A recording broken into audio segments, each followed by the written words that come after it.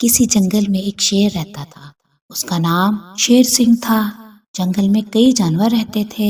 शेर सिंह जंगल के बाकी जानवरों का शिकार करके अपना पेट भरता था, लेकिन एक ही तरह का शिकार खा के शेर सिंह तंग आ गया था। वो कुछ अलग शिकार करके खाना चाहता था। वो एक दिन नाराज होकर बैठा था, तभी उसके पास लोमड़ी आती है। कहती है, अरे जंगल के राजा शेर सिंह, ये मैं क्या देख रहा हूँ? क्या हुआ? ऐसा क्या देखा तुमने? आपको इतना नाराज मैंने कभी नहीं देखा। क्या आप बताएंगे आप क्यों इतना नाराज हैं? अरे लोमड़ी, अब मैं तुम्हें क्या बताऊं? दरअसल हर तरह एक ही तरह का शिकार खा खा के मैं तंग आ चुका हूँ। तो इसमें कौन सी बड़ी बात है महाराज? जंगल में जाइए और कोई दूसरा शिकार करके खा लीजिए। लोमड़ी ने कहा, अरे लोमड़ी, यही तो मसला है। मैंने जो खाना है वो मेरे हाथ में नहीं आ रहा है। आप किसका शिकार करके खाना चाह रहे हैं महाराज? लोमड़ी ने कहा, क्या खाना चाहते हैं आप? लोमड़ी, मैं एक हिरन और उसके नरम नरम जिस्म वाले बच्चे खाना चाहता हूँ। ना ही वो मेरे हिरन मेरे हाथ में आ रहा है और ना ही उसके बच्चे। समझ नहीं आ रहा कि क्या करूं। बस इतनी सी बात। लोमड़ी ने कहा, क्या मैं आपको मशवरा दूं हिरन और उसके बच्चों को पकड़ने का?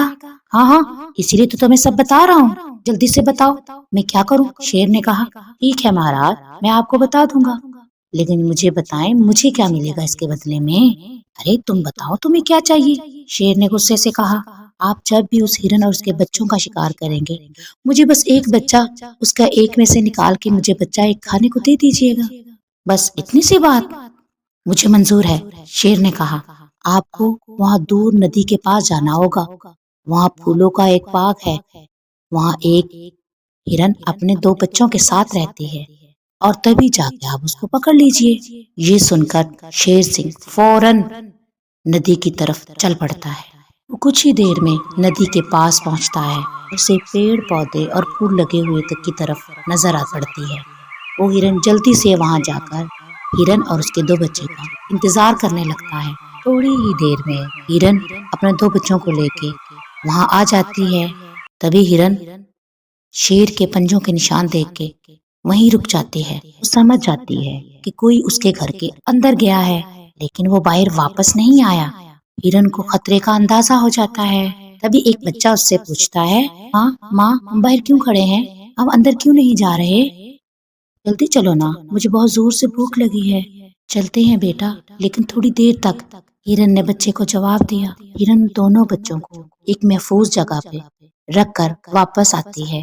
हार के बाहर खड़े होकर आवाज लगाती है, लेकिन कोई आवाज वापस नहीं आती। फिर वो फिर से आवाज देती है, अरे गुफा, अरे यार, बात क्यों नहीं कर रही हो?